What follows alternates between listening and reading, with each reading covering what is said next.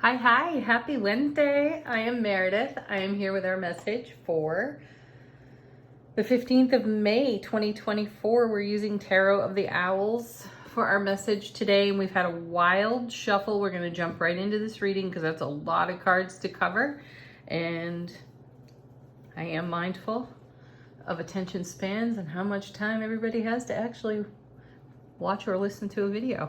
All right, what do we have? We've got the sun in Taurus, the moon's in Leo. However, it's going to move into Virgo today. And of course, we've got Pluto retrograde in Capricorn. Mercury's moving into Taurus today as well. And for more and better astrology, check out your favorite astrologer. All right, what's on offer in the energy atmosphere today? Our first card is Queen of Cups, divine feminine, self-mastery right there. You know, if it's not the High Priestess showing up lately, it's the Queen of Cups. We are being guided ever deeper and more expansively into our intuitive gifts. And with the Queen of Cups, we are emotionally awake, aware, alert, and intimate within self-relationship for our intuitive gifts. So turn the dial up for yourself today, because here again, we're getting another message about incoming information and something of great value and importance that leads to ultimately our fulfillment of love, bliss, joy, and happiness overflowing in our lives.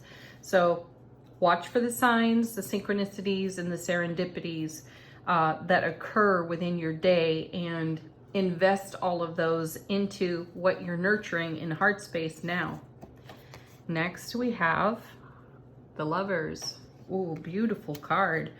And, you know, this is about making a heart-centered decision, having harmony within our divine masculine, divine feminine energies. So we may need to be, Queen, much more receptive to the signs, the symbols that are coming our way that guide us into making decisions or offer assistance to our decision-making process when it comes to following our hearts, because that's what we want to be putting on our foundation. That's what we want to be investing in our unique energy, is all of our heart-centered choices, and that comes when we are in harmony within self.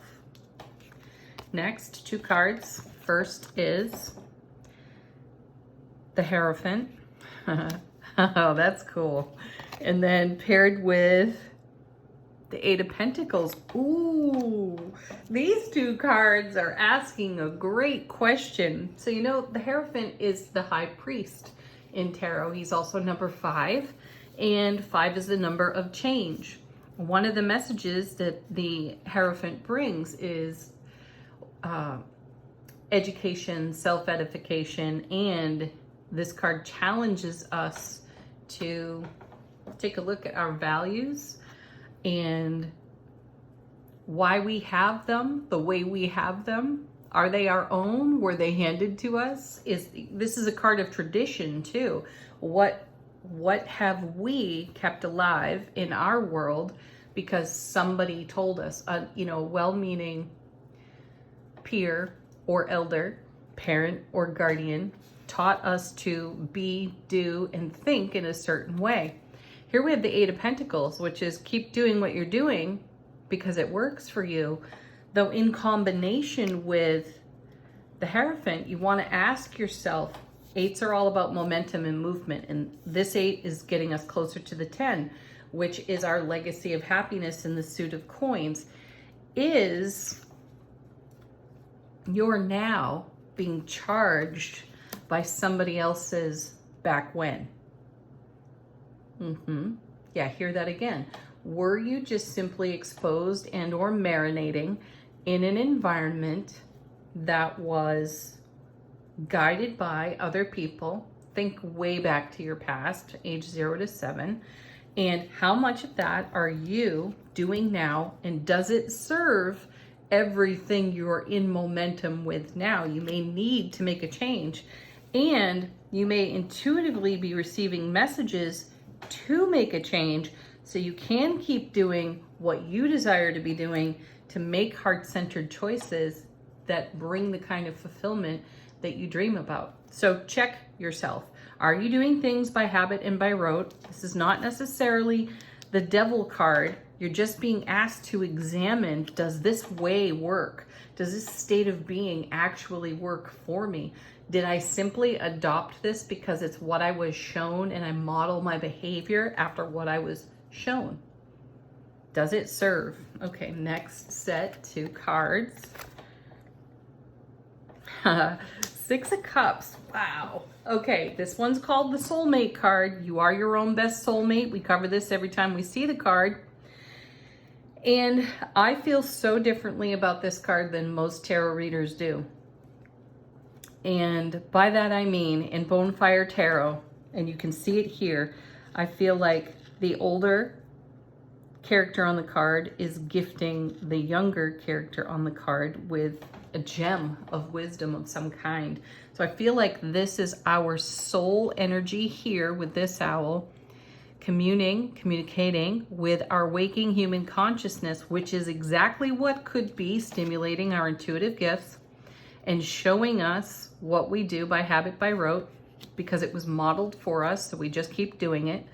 And, you know, we got the Queen over here with this incoming intuitive information, and then we have our soulful presence communicating with our waking human consciousness, and I sense it's telling a different kind of story than what the High Priest may be preaching out of our subconscious. I'd love to see the Hermit card here shining a light into the subconscious so that we can see what we do by repetition, by pattern, by modeled behavior, right? So our 6 is paired with perfect, the Chariot. I love that. That's amazing. Yeah, because this is dynamic movement forward. And I'm taking a look at the stars on the Chariot's cart there, or the Chariot itself. And I'm reminded of the star. What dreams do you have in your heart? What are you keeping the faith for? And is some old tape loop behavior attitude holding you back? I'd say not for long, because a choice is being made here on the Lover's card that's in harmony with our self-relationship, that may fly in the face of what we were taught, how we were, you know, what we modeled our behavior after. And that change is a necessary change. Break away from what you were told or what you witnessed, and ask yourself, your soulful self, genuinely, what works for me? What's better for me? And allow your intuition to deliver that kind of message to you. You'll get nudged, you'll get pushed, you'll be shown intuitively. You can't miss it, and you can't make that stuff up either. And I know you've all had those really serendipitous moments with yourself when you have the epiphany and the aha, and you're like, whoa, I've been receiving this message for years out of the ether. And, you know, because I was married to some idea of how things have to go, I may have prevented myself from actually receiving or taking action on something, right? So check it for yourself. Next set, I think there's 4 that fell out together here. Our first is the Devil, which I mentioned over here on the High Priest, the Hierophant, right? So here we rush Chariot headlong into the Devil card, where we meet all of our habits, all of our behaviors, and all of our egoic reasons why this, why that. And we're definitely being challenged by this card today, for sure, to do something different. And then we have another Queen of Pentacles. Ooh, I like her presence, because just like the King, they are amazing manifestors in tarot. They're earth energy, very grounded energy. And I feel our passion rising, our heartfelt, super inspired, supernatural, creative fire and passion rising out of this gorgeous Lover's card, which is what's fueling the momentum here on the Chariot, I like that the momentum is like picked up and kind of carried away by the Eight of Coins. It's picked up on in the Chariot, and we decide to dynamically adventure with our own intuitive guidance, and it pays off in a big way because, as I said here, the Hierophant and the Devil are going to point out the things that we do out of habit that don't necessarily put the wind beneath our wings, and we're going to start to fly because we're questioning things and we're choosing to do some things differently. Next, yeah, look at this. You got to have the strength to be vulnerable with yourself. This is a card, the Strength card is all about getting into our passion and our fire. Whew, that's awesome. What a wonderful, by the way, I'm interrupting myself even. We have number 5 major arcana, number 6, number 7, and number 8. Talk about progress over here. That's a huge progression. So whatever it is we identify that somewhat limits us in the way that we think because of what we modeled or how we modeled our behavior after well-meaning peers and elders in our lives, we recapture or reintroduce ourselves to that passion, that fire, and it's really grounded. And by grounded, I don't mean that the earth's putting out the fire. I mean that it's a very stable, steady passion, and our courageousness to be vulnerable in the face of everything we've done out of habit, out of programming, and out of what we were taught. Our decision to embrace our passion above and beyond that is huge for us. It moves mountains in our world. And look at this, another Queen. That's a lot of divine feminine self-mastery energy. So this is, she's the perfect Queen to have here. Like I just said moments ago, we have really grounded, creative fire passion that we can engage for our own highest and greatest potential and outcomes.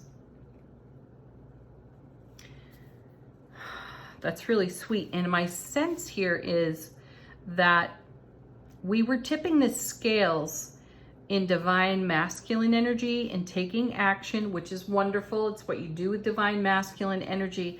Though I'm sensing, since we've got 3 queens, we've got cups, coins, and wands here.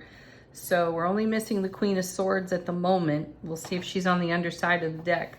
Though I feel like the divine feminine energy is rising in a big way for us today because we're going to get it. Whatever it is, we're going to get it today. We're going to have an epiphany that comes from our soulful presence with harmonized divine feminine masculine energy here off the Lovers, and we're able to make a decision based on something that we've been married to from our past that does not necessarily serve our now. And it was something that was modeled for us or that we emulated innocently enough, but my sense is we're done with it. And we see our habitual thinking, or we hear our habitual inner dialogue, and we also witness the limiting nature that we discover there, and we change that immediately. Yeah, that's a big deal. Let's see what's on the bottom of the deck. How is the universe supporting us behind the scenes, and what are we not necessarily aware of? Page of Wands. What a great card to have. You know, this is enthusiasm. And why wouldn't we be feeling enthusiastic when we identify something that served its purpose, though now holds us back or limits us in some way? When we discover a thought or a behavior that we have that we picked up from our environment and carried it with us and made it our own, and we discover now it cannot serve what we're creating and what's blossoming. So we have this enthusiasm for our self-liberation and freedom that we're getting here off the Eight of Coins in the Chariot, having been inspired by the Hierophant and the Devil to make a change, which also exposes us in self-relationship where we feel vulnerable for what we discover, yet our passion is so powerful, we're courageous enough to embrace, lovers, our vulnerability. Fantastic. We get to have a new perspective, fresh eyes, fresh action being taken. Now we have the King of Pentacles. So we've got the King and the Queen of Pentacles in the reading. So now we know how to enthusiastically invest in the oncoming. So it benefits now and it benefits our ripple effect. Fabulous. And the Ace of Pentacles, new beginnings, fresh starts, great love in self-relationship, great love with our journey, and amazing opportunities coming our way. And this is the second time now this week where we're seeing Ace to King in a suit. That's amazing progress for us. And remember that aces take the sting out of challenging cards. So it's not going to hurt for you to discover what you learned, Hierophant, and how you made it your own, Devil, habitually speaking, in a program that you've outgrown. So you're immediately with enthusiasm, ambition, skill, and talent, Page of Wands, with the groundedness of the King and the Queens here, creating a fresh new start for yourself in an area where you feel you've been limited. Then you have the Eight of Wands. See, look at that amazing momentum in the reading. Eight of Coins, Eight of Wands, Chariot. There is no holding us back. As soon as we have this discovery, epiphany, whatever you want to call it, and we lovingly embrace whatever we were doing out of habit, out of programming, we just decide to love it. We don't judge ourselves. We're not a critic.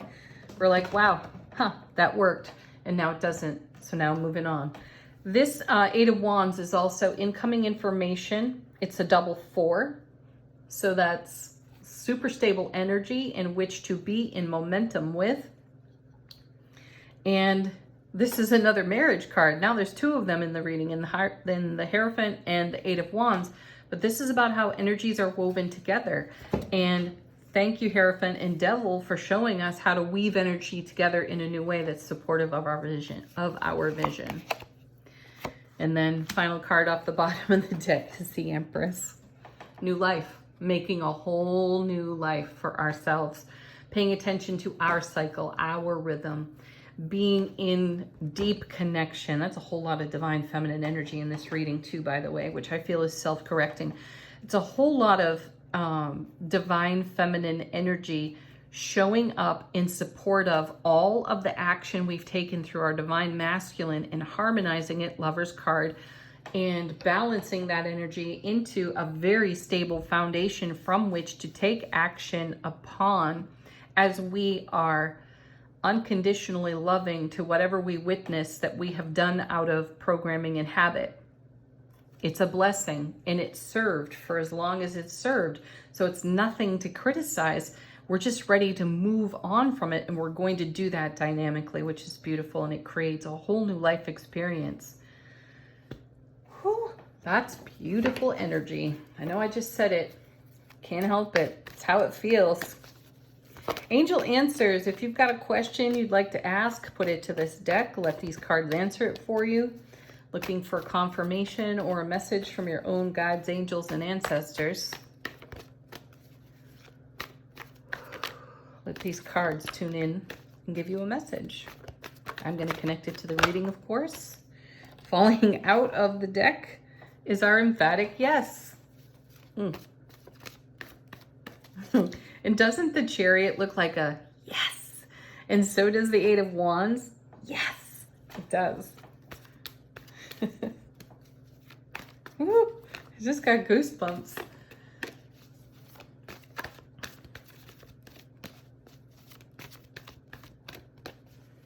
Next card.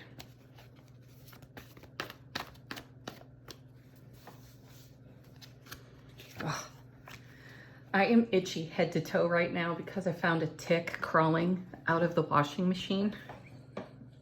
And I cannot stop thinking about it. I set it on fire. Still, it's creeping me out.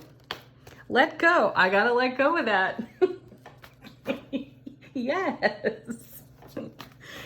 Let go. Yeah, let go of this old thing that you identify within your behavior. And it's as simple as that. Just Letting go means choosing something different, trying out something different, which may feel a little bit unfamiliar. And we do like the comfort of familiarity, though it does not always serve. And that's why the devil has shown up. So let go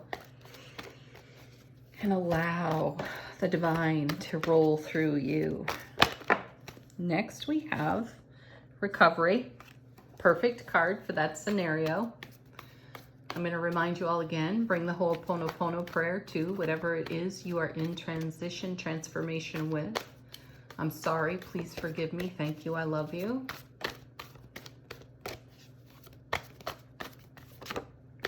Next, final card.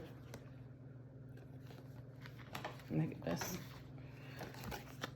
Compromise. Interesting. You might have to negotiate a bit with your familiarity to make yourself comfortable out on the edge of your comfort zone. It's okay. That's fine. You might have to make this little change here by degrees, and that's the compromise. Take it slow. Take it easy with your own self. Do not be harsh in this situation. Simply allow and have radical acceptance for whatever is in the now. Final word on the reading from the Soul Power deck. How is our soulful presence speaking to our waking consciousness?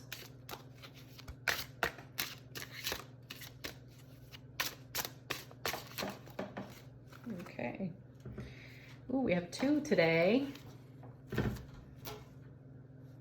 Seriously, this is what I'm talking about. You can't make this stuff up when it comes to receiving intuitive messages. Just wow. The universe knows how to make a point on repeat. Divine masculine and divine feminine union. We're coming back to the Lover's card. We're becoming more unified in our self-relationship with our divine masculine, divine feminine energy. So the scales are tipping hard in favor of the divine feminine right now, because we're correcting what has become an imbalance through the action we've taken with divine masculine energy. We've gone as far as we can with that, and we've run into a bit of a wall with the Hierophant and the Devil card, and there's no chaos here. It's just recognizing that you have a limitation and you're growing beyond the limitation, and being unified within self-relationship, in acceptance, in allowing, hosing yourself down with self-love. You recover from that old way, so it no longer has an influence on your oncoming. Paired with, seriously, inner healing, inner healer. You're going through a healing process from some really old business. So give yourself some latitude. Make sure your margins are wide and broad for yourself, and trust yourself, and negotiate a tiny bit with your ego voice if it rises up for you and kind of tries to keep you connected only to what's familiar. Check that out. It may not bring you what you want on your foundation if you stay in that energy. All right, everybody, have a beautiful Wednesday. Thank you, as always, for joining me here. Peace. Namaste.